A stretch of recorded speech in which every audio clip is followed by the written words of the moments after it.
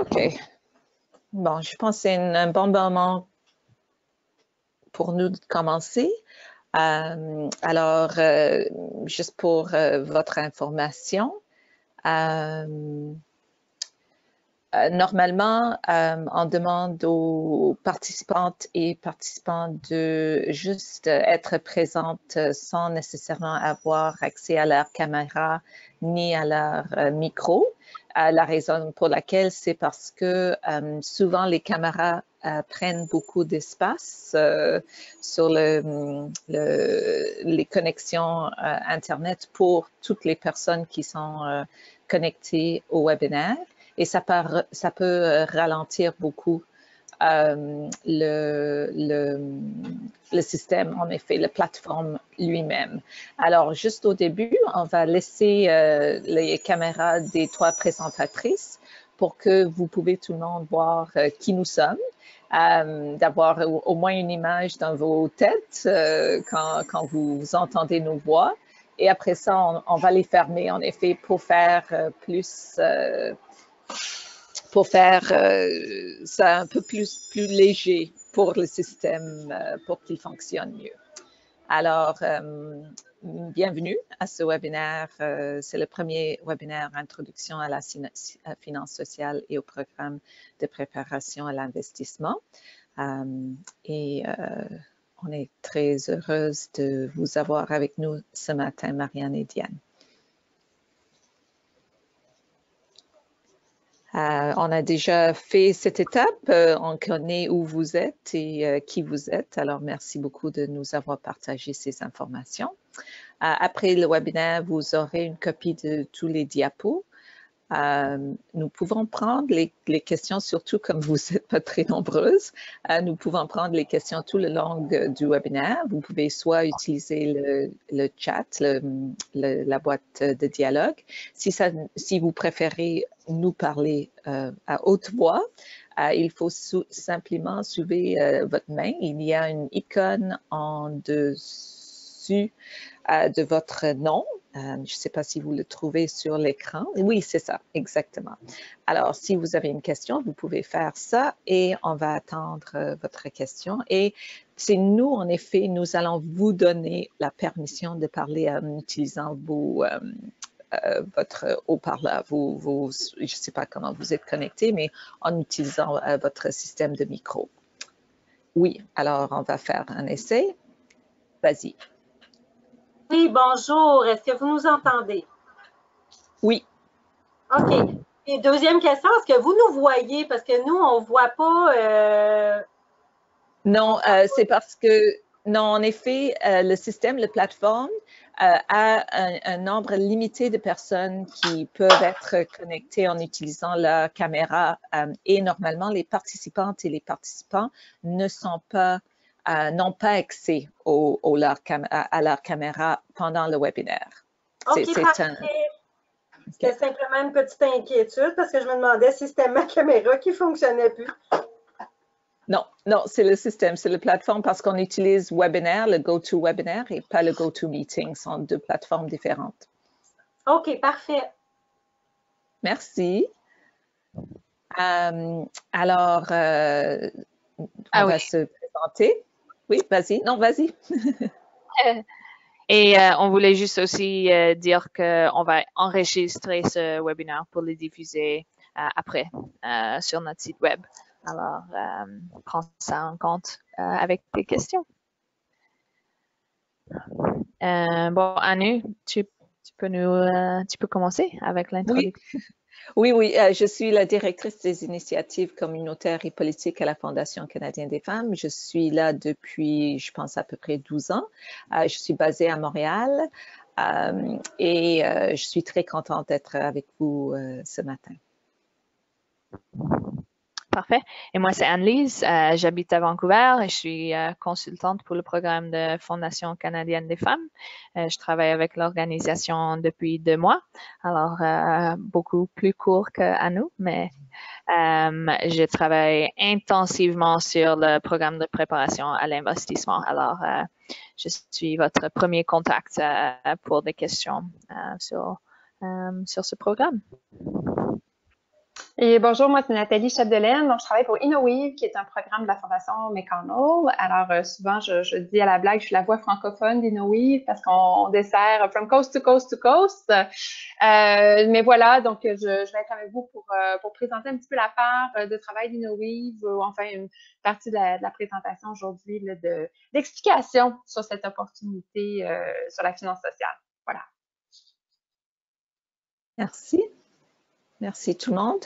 Et avant de commencer, nous avons l'habitude, nous commençons à prendre l'habitude de toujours être reconnaissante des lieux où on se trouve, qui sont souvent des territoires non cédés, que nous sommes sur des territoires autochtones.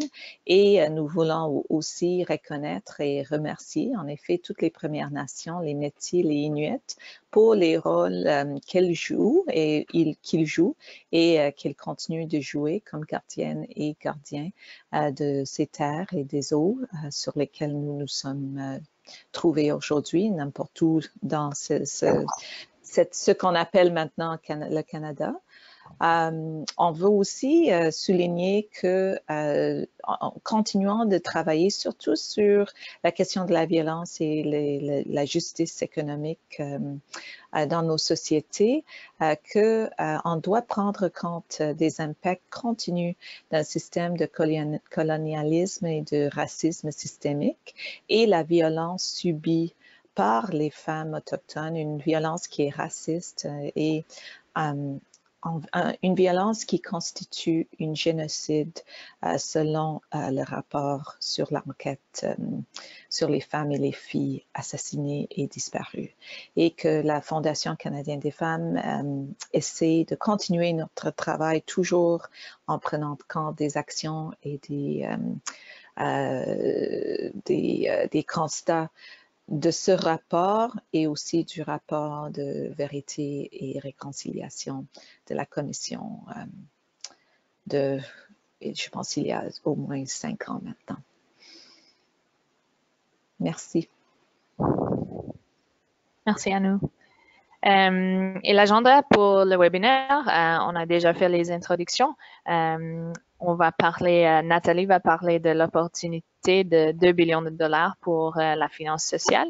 On va parler du programme de préparation à l'investissement et en particulier comment la Fondation canadienne des femmes est incorporée dans ce programme.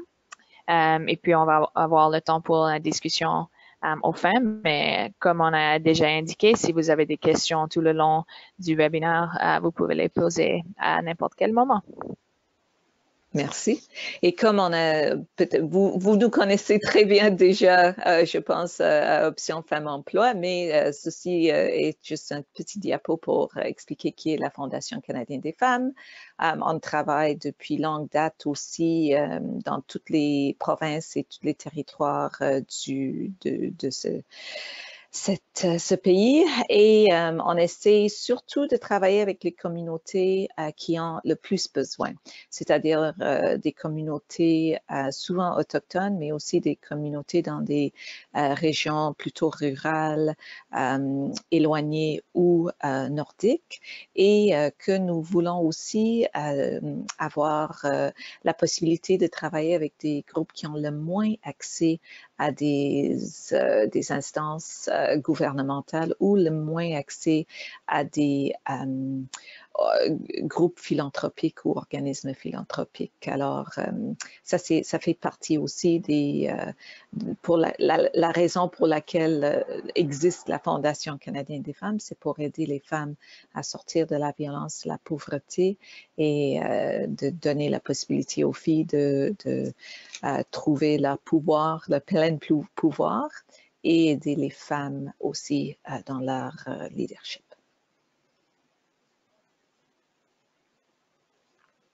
Nous avons pris récemment un nouvel élan, mettons, avec un nouveau plan stratégique où on a quand même souligné les actions et les activités existantes comme la philanthropie, notre investissement dans les groupes et les programmes qui soutiennent les femmes et les filles, surtout bâtir les communautés, les capacités des communautés, les capacités des organismes et communautés. Mais nous avons ajouté 2 autres nouveaux volets, c'est-à-dire qu'on va mobiliser plutôt pour le changement, c'est-à-dire un changement qui soutient le leadership et l'égalité de tous les genres. Et on va aussi également mettre plus d'emphase sur l'idée d'avoir une conversation pan-canadienne sur les questions d'égalité des genres en utilisant le pouvoir que nous avons acquis et que nous avons été un peu accordé aussi par les groupes qui travaillent avec nous.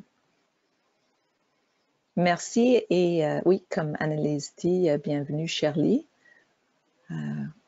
On est très contente de vous avoir avec nous et je vois que nous avons une autre nouvelle membre dans le webinaire, Amélie. Amélie, est-ce que vous pourriez, dans la boîte de discussion, juste taper votre nom, le nom de votre organisme et où vous vous trouvez pour qu'on ait ces informations. J'espère que vous trouvez, oui, la boîte, merci, parfait, la boîte de discussion. Alors, on va continuer pendant que vous faites ça. On va attendre 1 minute pour dire bonjour. Juste, Annou, moi, je vois pas les réponses dans la boîte de dialogue. Je sais pas si les gens écrivent à tout le monde dans la boîte de chat. Mais je pense que c'est parce que... sinon, je serais curieuse de savoir d'où viennent les participants. Donc, juste me transmettre. Oui, j'ai demandé ça et c'est ça que Amélie est en train de... C'est parce que nous avons accès à la boîte des questions. Alors, on va les lire ensemble. Parfait, merci. Alors, Amélie a dit qu'elle se trouve, elle est avec l'organisme S'explique, qui est au Québec. Mais est-ce que c'est à Montréal, Amélie?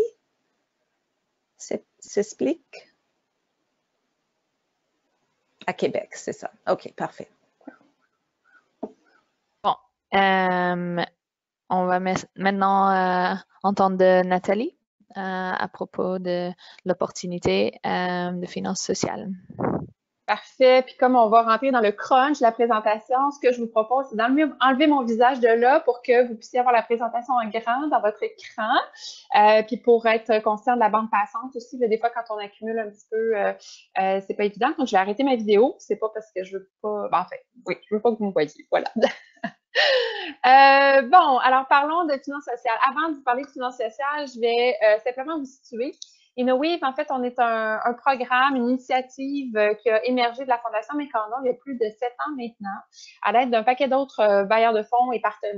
Là, on n'a pas été les seuls à mettre sur pied cette initiative-là. Donc, ça fait plus de 7 ans, on a déjà desservi plusieurs milliers d'organismes, minimum à travers notre site Internet, mais aussi à travers des financements pour du coaching. On a fait plus de 500 mandats de coaching depuis les débuts.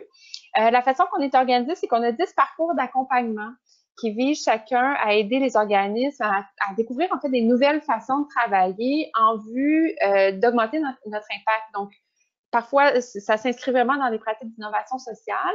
L'objectif est toujours de dire de quoi est-ce qu'un organisme pourrait avoir besoin pour amplifier, pour maximiser son impact. Alors, c'est comme ça qu'InnoWeave fonctionne. À l'intérieur de ça, et on peut changer la page, à l'intérieur de ça, on a tout un volet sur la finance sociale. Alors, c'est aussi pourquoi on fait partie là, de tout ce mix d'organisations impliquées dans l'opportunité dont on va vous parler aujourd'hui. C'est qu'InnoWeave, on offre de l'accompagnement en finance sociale. Donc, la finance sociale, en fait, c'est un investissement qui est remboursable dans la grande majorité des cas. Et dans le cas présent, c'est vraiment un investissement remboursable et qui doit générer un impact social, environnemental ou culturel, bien sûr, positif. Donc, quand on parle de finances sociales, ça nous prend un double ou triple bottom line avec des impacts sociaux et un impact financier pour être capable de rembourser le montant qui nous a été octroyé au départ. Donc, c'est ce qu'on va démêler un petit peu dans l'opportunité aujourd'hui. Prochaine page, merci. Alors, c'est quoi des exemples quand est-ce que la finance sociale est finalement une bonne opportunité? Parce que, comme on vient de le dire, c'est un financement remboursable, c'est pas une subvention, c'est pas un don, c'est pas quelque chose qu'on peut juste recevoir et construire ou bâtir dessus. Oui, bien sûr, on bâtit dessus en vue de générer des revenus. Donc, ce qu'on peut faire à partir de la finance sociale, on peut par exemple acheter un bien. On peut dépenser maintenant pour toucher des revenus plus tard. J'ai des exemples qui s'en viennent pour illustrer tout ça. On peut dépenser pour éviter des coûts, par exemple, quand on pense à l'énergie. On va remplacer, je sais pas moi, des fenêtres ou mettre notre immeuble aux normes et donc on va économiser des gros frais d'énergie plus tard. On peut lancer une entreprise sociale. On sait tous que quand on lance une entreprise, il y a des frais de démarrage qui sont quand même assez importants. Souvent, comme l'entreprise ne génère pas encore assez de revenus, on n'a pas déjà accumulé le capital nécessaire pour lancer l'entreprise sociale. Donc, les outils de finance sociale peuvent aider à cette étape-là de démarrage d'une entreprise sociale. Ou encore, quand vient le temps de faire d'accroître, de monter d'échelle avec notre entreprise sociale qui est déjà existante. Donc, ce sont des exemples, on va les approfondir un petit peu. Donc, dans le cas de faire l'achat d'un bien, on a l'exemple du YWCA de Toronto, le Y des femmes, qui, eux, ont émis des obligations communautaires pour aller chercher 1 million de dollars en vue de construire des logements abordables. Donc, il y avait quand même toute une idée, un modèle d'affaires derrière ça. Donc, c'est pour des femmes à faible revenu qui sont aux prises avec des problèmes de santé mentale et ou des familles autochtones dont le pilier est une femme. Donc, la façon dont ça a été fait, c'est que les suppléments au loyer du gouvernement ont comblé l'écart entre le montant payé par les résidents et le prix des loyers sur le marché. Ce qui veut dire qu'il y avait quand même prévu tout un montage financier qui permettait de rembourser ou en fait parce qu'une obligation communautaire, éventuellement, il faut le rembourser, payer sa part aux investisseurs. Donc, ça a été prévu dans le modèle d'affaires.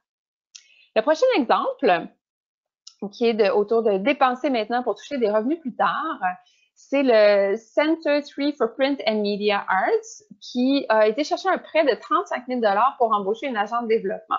Donc ça, c'est toujours un peu le catch-22, mais on embauche quelqu'un qui va nous permettre de déployer davantage nos activités pour aller chercher plus de revenus. Alors, cette personne a réussi à recueillir l'argent pour rembourser le prêt qui leur avait été octroyé par le Community Forward Fund, mais aussi pour, finalement, ça a généré des fonds qui n'étaient pas restreints à des usages particuliers et qui sont venus s'ajouter à la base de financement de l'organisation. Donc, pour un temps, il a fallu rembourser les 35 000 $, mais l'agent de développement a été finalement le levier pour générer beaucoup plus de revenus autonomes. Le prochain exemple, c'est le Southern First Nation Network of Care, qui, lui, a été chercher un investissement responsable quand même de 2,6 millions de dollars pour mettre les mères autochtones à risque en contact avec des doulas, donc des aides à la naissance. Et l'objectif, c'était de favoriser finalement tout le travail en amont de la naissance, au moment de la naissance, pour éviter finalement la prise en charge des enfants dans leur première année de vie par la protection de la jeunesse. Donc, il y avait comme une économie sociétale au fait de mettre ce programme de doula en place. Moi, je connais pas le détail des résultats, mais l'idée, la finance sociale dans ce cas-ci s'appuie sur une idée qu'on va investir pour sauver des frais sociaux. Tout ce qui est protection de la jeunesse, on est capable de chiffrer par tête de pipe, chaque enfant qui est pris en charge, ça coûte X par année. Donc, l'idée, c'est, favoriser le bien-être de ces enfants-là en leur permettant d'être et de rester dans leur milieu familial. Et c'est de cette manière-là, finalement, qu'on est capable d'aller chercher un financement pour appuyer ce genre d'activité-là. Ensuite, pour lancer une entreprise sociale, j'ai déjà un petit peu mentionné tout à l'heure, mais on a l'exemple ici du journal The Discourse, qui a été chercher des capitaux de démarrage pour réussir à faire du journalisme d'enquête. Donc, ils ont été chercher finalement 350 000 $ dans une campagne de sociofinancement par titre. Et donc, ils ont pu s'appuyer là-dessus pour générer un changement positif dans leur communauté qui était finalement sous-représentée, pour lesquelles on a été capable de mettre de l'avant des points de vue féministes et diversifiés. Donc, il y avait quand même, ce qui est intéressant aussi dans certains outils de finance sociale, notamment le sociofinancement, c'est que le fait de récolter dans la société les fonds dont on a besoin sert en même temps d'action sociale. On voit l'engagement des gens pour la cause, pour ce qu'on souhaite faire. Et en soi, le fait de recueillir de l'argent génère en même temps une sorte de barème ou de validation de la portée sociale de notre mission. Notre dernier exemple autour de développer une entreprise sociale existante, c'est Common Good Linens, ou CNNGD, qui emploie des personnes en situation de pauvreté pour offrir un service de blanchisserie commerciale durable. Donc, ce qu'ils ont fait, c'est qu'ils ont testé l'initiative dans un sous-sol d'un refuge pour sans-abri. Puis, comme ça fonctionnait bien, 18 mois plus tard, ce qui est assez rapide, ils ont été capables d'aller chercher un capital de développement pour carrément s'acheter un établissement de blanchisserie commerciale. Ils ont pu élargir leur clientèle puis augmenter le nombre d'heures de travail du personnel, donc ce qui servait sa cause sociale. Alors, c'est tous des exemples, finalement, qui se sont appuyés sur la finance sociale pour croître, pour maximiser ou augmenter leur impact. Maintenant, l'opportunité qui nous occupe, c'est celle de 2 milliards de dollars. En fait, on anticipe 2 milliards de dollars de fonds remboursables qui deviendront accessibles à des organismes communautaires ou à but lucratif ou de bienfaisance. Donc, l'objectif de tout ça, qui a émané d'une grande consultation publique pan-canadienne et que le gouvernement fédéral s'est approprié, c'est de favoriser un marché de la finance sociale dynamique en augmentant, finalement, en mettant à disposition un montant pour des investissements abordables pour les organisations sociales, environnementales et culturelles. Souvent, le frein, c'est que quand on va dans une banque régulière, les taux qu'on nous demande sont des taux qui sont prohibitifs pour nos organisations, le niveau de risque qu'on est capable de prendre. Donc, l'idée de ce fonds-là, c'est d'aller rendre accessible à des taux avantageux des prêts qui sont remboursables. Donc, on estime que ça sera 2 milliards de dollars qui vont être investis. Donc, ce qui est confirmé, c'est 755 millions de dollars qui sont commis par le gouvernement fédéral. Et l'objectif, c'est que le secteur privé co-investisse dans cette initiative-là. On a un délai de 9 ans. En fait, vous avez un délai de 9 ans pour avoir accès à l'investissement, mais on a un délai, puis je vais revenir, de 2 ans pour se préparer à aller chercher cet investissement-là. Donc, pour être éligible, il faut être un organisme, un OBNL, un organisme de bienfaisance. Principalement, on se consacre à une mission sociale ou ça peut être une entreprise sociale hybride. Si vous êtes dans un cas de figure de coop ou for-profit, mais avec vraiment un objectif social. Donc, les fonds vont transiter par un paquet d'organisations, mais vous pouvez accéder aux investissements par des intermédiaires de la finance sociale. Donc, ce ne sera pas le gouvernement fédéral directement auprès de qui vous allez vous adresser pour avoir accès aux fonds, et ça, on va y revenir. Mais c'est ça, il y a donc des intermédiaires qui reçoivent par morceau, par quelques dizaines de millions de dollars, des sommes à investir dans les communautés. Et je le disais tout à l'heure, l'objectif de tout ça, en fait, ce qui est intéressant, c'est que le coût du capital, donc le taux d'emprunt, va être en dessous du marché, donc accessible pour répondre finalement à la réalité des organismes à but non lucratif. Maintenant, donc l'opportunité de la finance sociale, si on commence, en fait, je ne sais pas si on peut le prendre de la droite ou de la gauche, mais l'idée, c'est que se rencontreront des sommes qui viennent du privé et du gouvernement fédéral, qui vont transiter par des intermédiaires de la finance sociale pour être versées à des centaines d'organismes qui sont prêts pour l'investissement. Donc, comment on va profiter du fonds de 2 milliards de dollars? Je crois qu'on peut cliquer sur la souris, s'il vous plaît. Voilà. Donc, il faut comprendre tout d'abord que vous en êtes probablement à des stades différents, soit dans la préparation d'une opportunité de finance sociale, soit même dans l'idéation. Peut-être que vous n'avez pas encore une idée tout à fait aboutie. Et on reconnaît dans ce processus-là que chaque organisme a des besoins différents, des besoins d'accompagnement différents pour se rapprocher le plus près possible du moment où ils seront prêts à soumettre une demande pour recevoir de la finance sociale. Donc, là, ce sur quoi on va s'attarder aujourd'hui, c'est directement le programme de préparation à l'investissement. Donc, on a parlé qu'il y a des investissements qui seront disponibles. Maintenant, qu'est-ce qu'on doit faire pour être prêt à recevoir ces investissements-là? Donc, on commence de la droite. si vous êtes déjà super prêt, vous avez déjà une entreprise sociale, vous avez déjà un modèle qui fonctionne, vous êtes prêt vous savez exactement à quoi un financement social servirait, de quelle façon il serait administré et d'où proviendraient les fonds pour le rembourser. En fait, vous êtes peut-être au stade d'avoir une capacité organisationnelle déjà adéquate et un projet qui est prêt pour l'investissement. Donc, si vous êtes dans ce cas de figure-là, ce que vous pourriez aller chercher comme soutien, c'est d'accroître peut-être des relations avec les investisseurs, puis certaines consultations au niveau de la négociation juridique pour avoir des contrats et pour avoir pour asseoir finalement votre modèle d'affaires pour les suivre. Si vous n'en êtes pas tout à fait là, mais à l'étape un petit peu avant, vous avez peut-être quand même déjà une idée de projet clair, mais vous auriez besoin de soutien pour comprendre comment est-ce que je peux satisfaire aux exigences des investisseurs et me mettre sur cette voie-là et comment je peux renforcer les capacités de mon organisation pour être vraiment certain que je peux livrer mon projet à impact social et maximiser mon retour finalement sur l'investissement. Peut-être que vous n'en êtes pas encore tout à fait là. Peut-être que vous êtes à l'étape d'avant, c'est-à-dire que vous avez un concept de projet qui a été trouvé, mais vous ne l'avez pas encore, vous n'en avez pas fait l'étude de faisabilité. Il reste encore des hypothèses à vérifier. Donc, vous pourriez aller chercher du soutien pour faire ce travail-là, de vérification des hypothèses, et évaluer en fait de quoi vous auriez réellement besoin pour aller jusqu'à être prêt à recevoir de l'investissement. Ou encore, vous n'avez peut-être pas encore de projet, de concept qui a été trouvé, puis vous avez besoin de mieux comprendre la finance sociale, puis de trouver les idées qui vous conviennent, voir si vous avez en ce moment un terreau fertile pour profiter de cette opportunité-là. Si on clique sur la souris, voilà. Donc, le programme de préparation à l'investissement, selon les différents stades où vous en êtes, là, vous voyez quand même que on peut accompagner à différents niveaux. Par exemple, si c'est découvrir la finance sociale, je vous invite à venir sur les ateliers d'InnoWave. On a des choses qui sont mises à disposition par rapport à ça. Mais si c'est au niveau, par exemple, études de faisabilité, études de marché, planification des activités, modélisation financière, etc., ce que vous voyez dans la préparation du dossier à l'investissement, à ce moment-là, voici comment on est présentement organisé.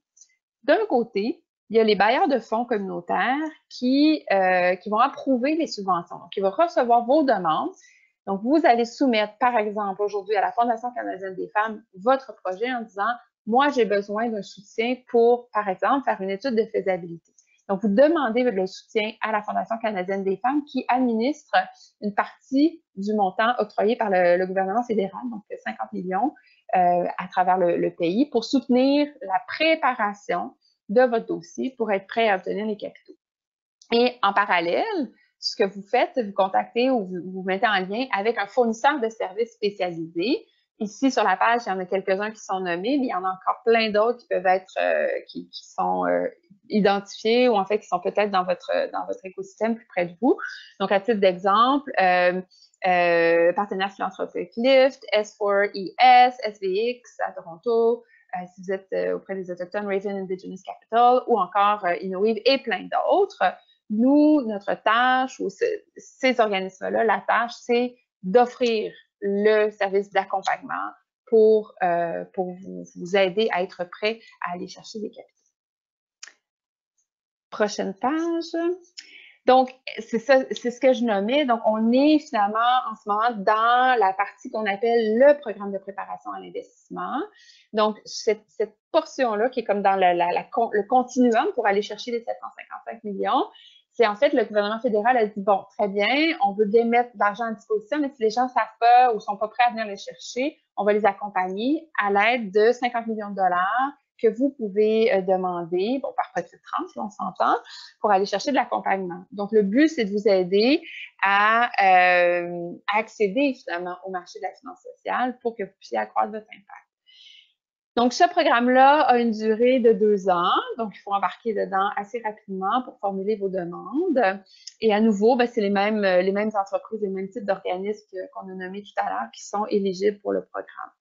Donc, les fonds à l'intérieur, dans ces 50 millions de dollars-là, les fonds servent juste seulement à la préparation à l'investissement, donc de l'accompagnement. Ça ne sert pas pour des dépenses d'exploitation ou une acquisition immobilière, ce n'est pas du capital. Ce n'est pas un prêt, c'est vraiment un fonds pour couvrir des frais d'accompagnement. Donc, vous faites une demande à un des organismes qui ont été identifiés, aujourd'hui la Fondation canadienne des femmes, qui va vous dire oui ou non, on comprend votre projet, puis on veut bien libérer quelques milliers de dollars pour vous soutenir. Prochaine page. Est-ce que c'est encore à moi? Et je pense que je repasse la parole à nos collègues de la Fondation. Oui, merci. Est-ce qu'il y avait des questions peut-être sur la partie que je viens de présenter? Je n'ai pas vu là s'il y avait des questions en parallèle.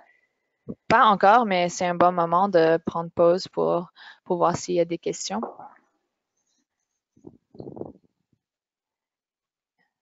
Vous pouvez taper des questions dans la boîte de discussion ou lever votre main si vous voulez demander une question.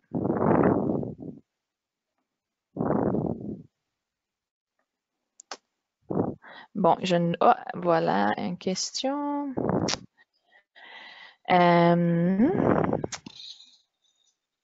OK, Amélie, ça va en ce moment.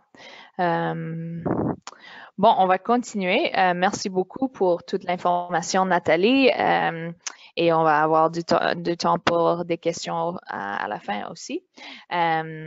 Mais je voulais juste parler un peu du continuum de la préparation à l'investissement. Alors, Nathalie a partagé les diverses étapes aussi et ce sont celles que Innoweave utilise et le gouvernement, il utilise ce qui se nomme le continuum de la préparation à l'investissement.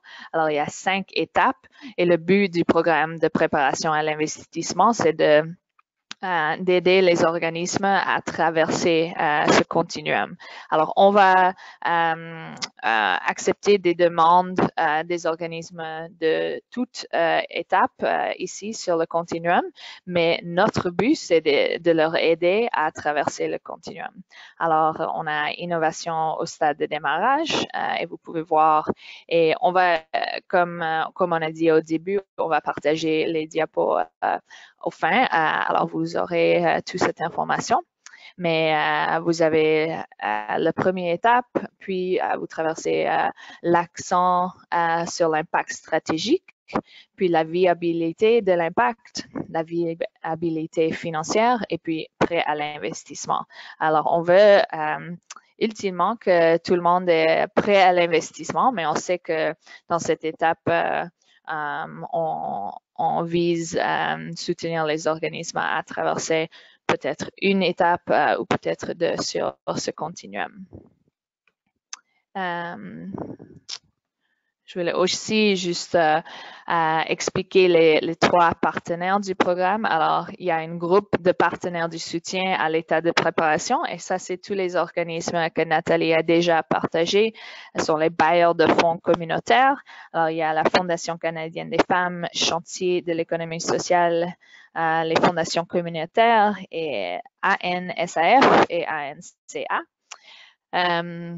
Et vous pouvez soumettre une demande à tous ces 5 bailleurs de fonds, les fournisseurs de services spécialisés. Alors, quand vous soumettez une demande, vous devez indiquer quelle sorte de service vous avez besoin pour avancer sur le continuum de la préparation à l'investissement. Vous ne devez pas travailler avec ces fournisseurs de services spécialisés qui sont indiqués par le gouvernement. Vous avez option d'avoir des services de n'importe quel fournisseur que vous connaissez, mais on a une liste de fournisseurs qui sont prêts pour vous à vous aider. Alors, c'est un bon choix si vous n'avez pas des autres fournisseurs déjà en tête. Et puis, aussi des initiatives de mobilisation de l'écosystème. Et eux, ils vont aider avec des autres projets, peut-être l'évaluation pour voir comment on peut évaluer l'impact social de vos programmes et développer des outils pour l'industrie.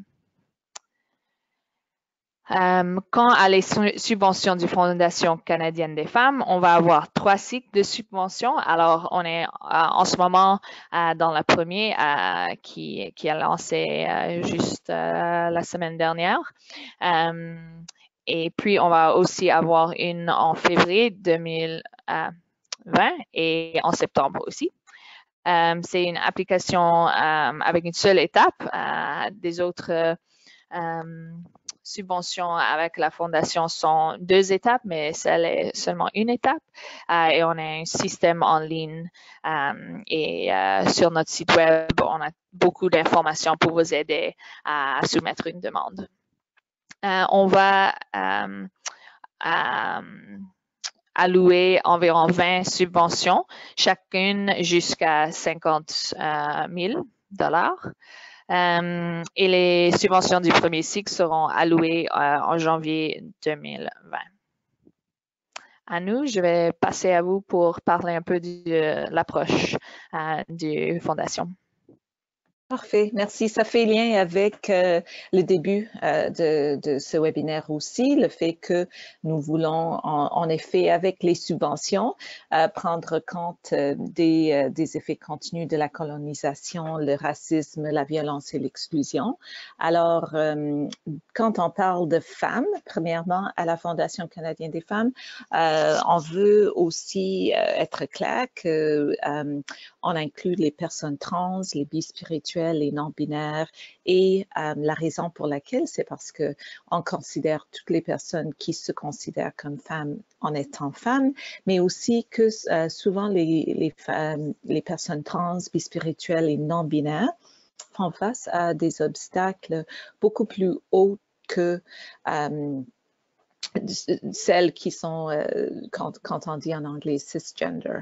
Alors, nous voulons aussi souligner la nécessité de supporter leurs actions et aussi les intersections avec autres identités comme étant noires ou Premières Nations, Métis ou Inuit, ou pour les femmes qui vivent en situation de handicap.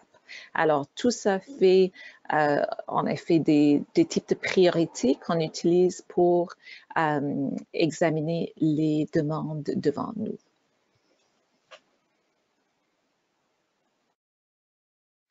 Parfait. Et c'est bien indiqué sur le site web, mais on voulait juste vous indiquer quels renseignements sont requis pour soumettre une demande. Alors, il y a des renseignements relatifs à votre organisme, des renseignements à l'initiative d'innovation sociale ou d'entreprise à vocation sociale.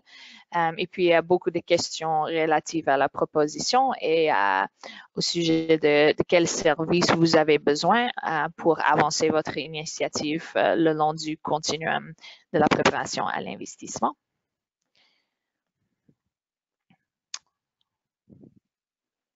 Et ici, nous demandons que vous attachiez également certains documents juste pour soutenir votre demande, c'est-à-dire si vous voulez, si vous avez déjà une description de toutes les activités de l'initiative, alors nous finançons un service qui est une façon d'améliorer ou d'avancer une initiative d'innovation sociale ou une initiative, une entreprise sociale. Alors, quand même, on aimerait avoir une idée de ce qui est cette initiative sans vous demander trop de détails. Alors, on suggère que vous nous présentez une sorte de tableau ou une sorte de schéma qui explique exactement quelle est votre initiative, mais très simple. Alors, si vous voulez faire ça, c'est pas requis, mais si vous voulez le faire, vous pouvez l'attacher à votre demande. Également, nous avons besoin quand même d'une liste à jour de votre conseil d'administration ou le conseil de la bande, si vous êtes une Première Nation, c'est-à-dire juste le rôle et leur responsabilité. On n'a pas besoin de plus que ça.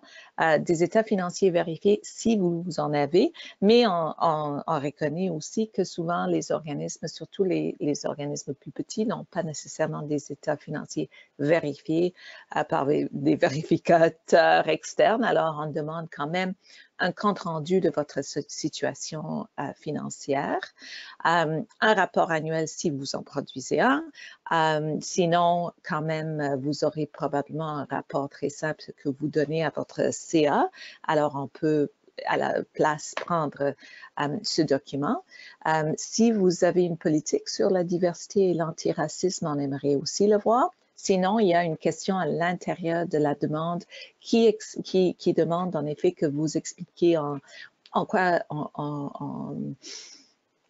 consiste votre approche pour la diversité, inclusion et, et l'équité, l'antiracisme. Alors, vous avez la possibilité d'ajouter la politique ou de simplement tout expliquer ce que vous faites dans l'action. Des lettres de soutien, ça c'est obligatoire, je veux dire. On insiste vraiment d'avoir des lettres de soutien de votre communauté, des groupes qui sont autour de vous, préférablement des lettres qui sont des groupes de femmes, juste pour être sûr que vous avez le soutien des organismes qui travaillent dans le même domaine que vous. Et vous avez aussi l'option d'ajouter d'autres documents que vous jugez nécessaires pour l'étude de votre demande. Parfait, merci. Je veux aussi juste vous montrer quelques documents qui peuvent vous aider pour votre demande. Alors, je vais montrer, il y a 3 documents. Il y a premièrement les critères pour l'octroi des subventions et ça indique les critères, ce que la fondation finance, ce que la fondation ne finance pas et puis aussi les critères spécifiques au programme. Alors, vous pouvez voir là si votre initiative si vous pouvez soumettre une demande pour votre initiative. Puis, on a aussi un document avec les consignes. Alors, ça indique toutes les questions qui vont être demandées et aussi des aides pour la rédaction de vos réponses. Et ça indique aussi combien de mots vous pouvez, la limite de mots que vous pouvez inclure. Et finalement, on a le document ici avec les questions fréquemment posées.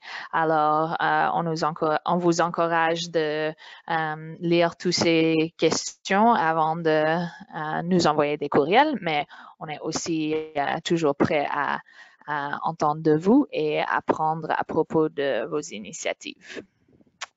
Et ces 3 documents sont disponibles sur notre site web.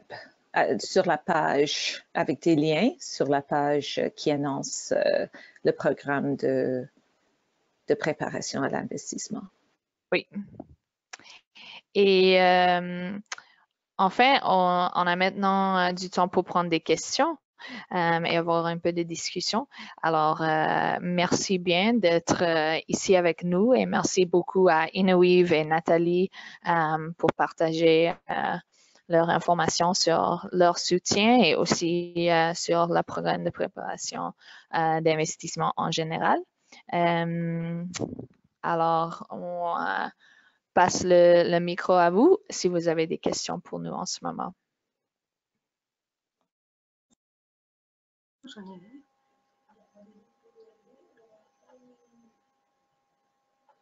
On vous a mis on a allumé vos micros juste pour que vous sachiez qu'on peut vous entendre maintenant si vous voulez juste lancer vos questions.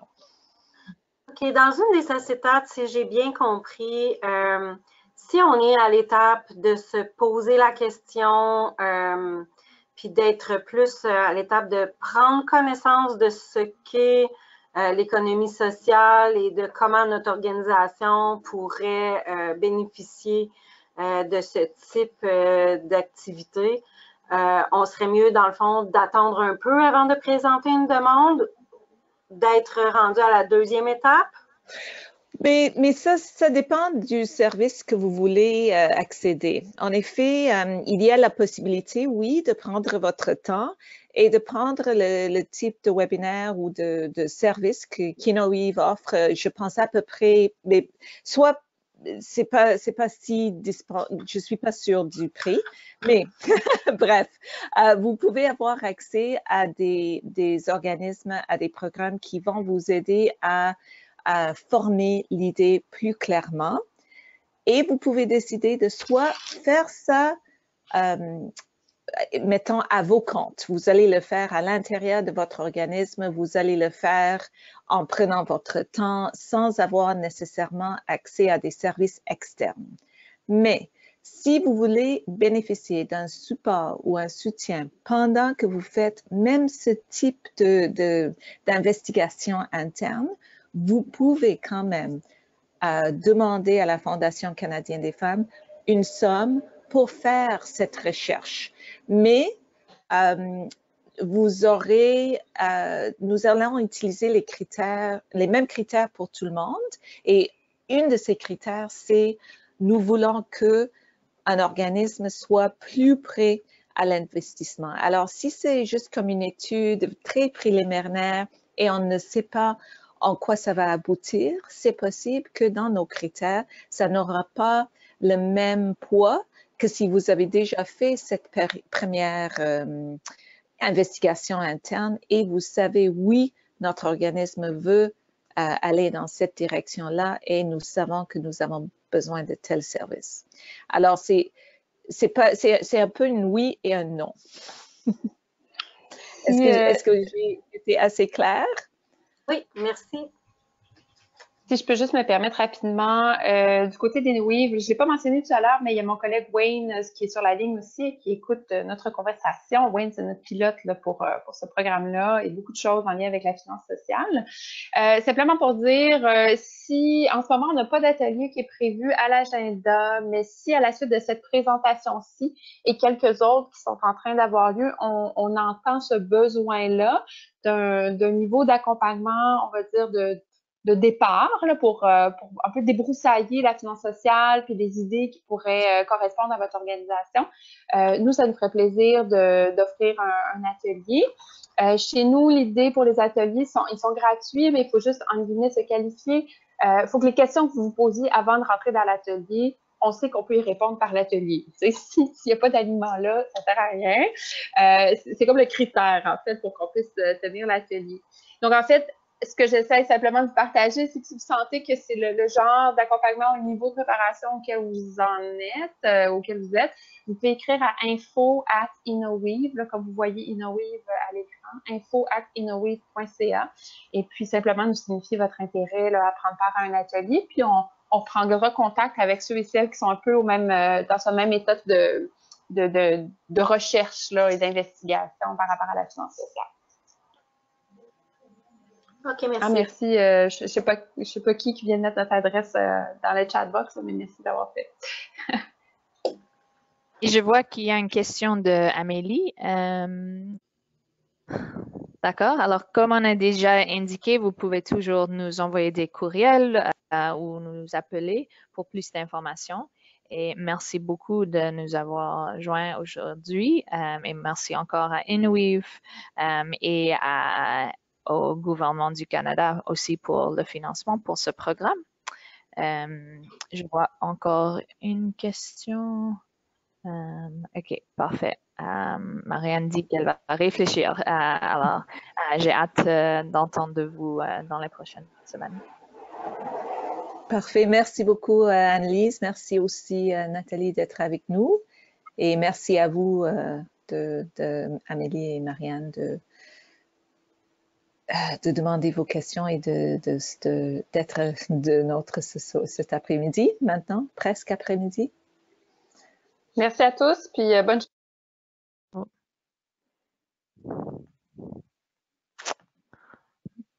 Bon, merci.